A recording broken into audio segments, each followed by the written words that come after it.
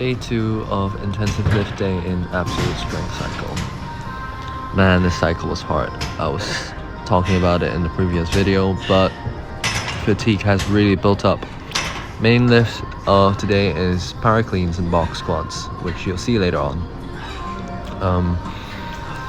The goal at the start of the cycle is to do para cleans to up to 2 reps at 90 kilos. I did not manage to do that. I had to decrease the weight week by week because I'm so fatigued. But you'll see later on, it's 6 sets of 2 working up to the top set. And you'll see later on what the top set will be. But overall, I feel alright. Definitely a lot of fatigue, but I'm looking forward to deload from all that shit. And hopefully see some gains in vertical. At the moment, my vertical jump is actually lower than usual. I could barely touch the rim. Cannot touch the rim at all at the moment, actually.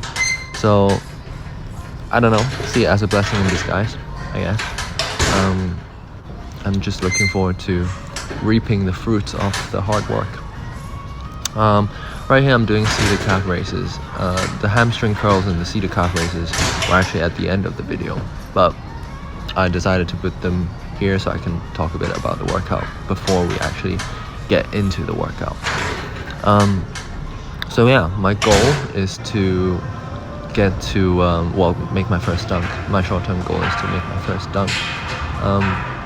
I've made one on a 10-foot rim, 10-1 actually, but it was not clean at all, and I'm hoping to get consistent with it. I haven't been able to hit any other dunks on 10-foot. I'm just warming up here, getting my wrist warm. I had a wrist injury a while back, so warming up is crucial. And warming up for me really helps, especially doing clean pulls and separating the first, second pull and catch. So this is the first set, 60 kilos. It moved pretty well. I felt really good. And 2 reps on this. Moving on to 70, it still felt alright. But I could really feel the fatigue later on in the heavier sets. The interesting thing is, before I injured my wrist, I was able to do 90. My PR was 90. I'm able to PR 90 in the deload group in the previous cycle, but before I hurt my wrist, I'm able to do 85 kilos for 3 reps, 5 sets, superset it with cap bar jumps.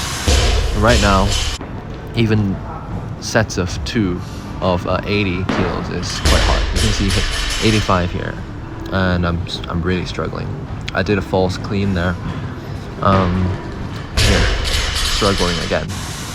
Worked up to 87.5 and tried it. Really felt like no, there's no way. So I didn't want to tire myself out, so just decided to go back down to 85 and finally got one. In the first week I was able to get 2 reps at 87.5 kilos. In the second week I was only able to get 85 for 1 rep. And this week I'm able to do two top sets of around 3 reps of 85 kilos in total, and you see the false clean there. And working on box squats here, I had a minor back injury last week doing this movement because of issues with bracing. So today I really focused on bracing, and the weight moved a lot better. I think so far the challenge for me is balancing weight training and playing basketball, really. I love playing basketball. It's just for fun. Well, so is dunk training, but I guess I'm a bit more serious about dunk training. I realized when I play basketball, I really build a lot of fatigue along with the training, which kind of makes the quality of my training decrease. But it's okay. As I'm seeing improvements overall. 160 kilos here. felt like it moved really well. 170 was a bit harder, but still really manageable. It's great to see all the improvements that I've made so far. Obviously, I don't want to stop here. I want, to go way further, but it's nice to look back on where I started and where I'm at right now. I've improved a lot, honestly, massively in the weight room. But my vertical hasn't, well, it's improved, but not as much as what I would like. So, yeah, something's missing. I'm still in the journey of figuring out what's missing. But I feel like it's definitely to do with translating the strength gains and power gains from the weight room to jumping. So, yeah, hoping to work on jump technique this week's jump day. And yeah.